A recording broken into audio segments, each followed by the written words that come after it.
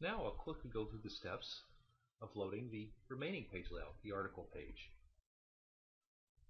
Toggle your SharePoint ribbon, Site Actions, Site Settings,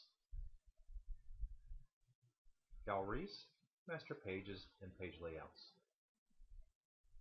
Library Tools, Documents tab, Upload Document, browse for your article page. It's right here. Open and say OK.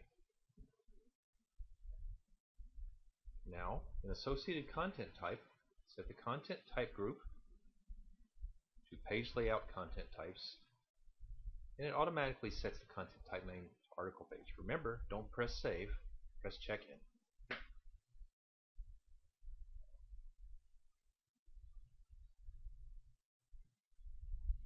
Now we'll scroll to the end.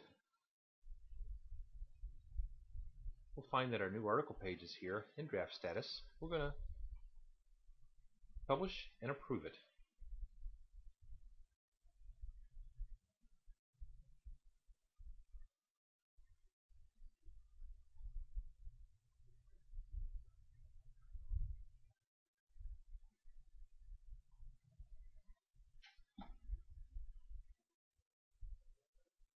Now we'll go back to our landing page.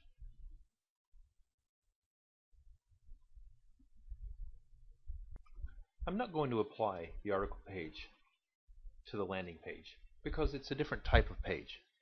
But if I had an article page, I would be able to apply that page layout to it. We should be able to find it when we do an edit page.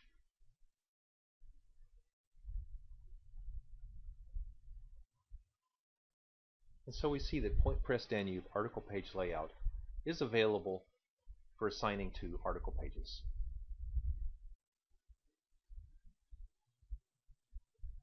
I'll just stop editing this page.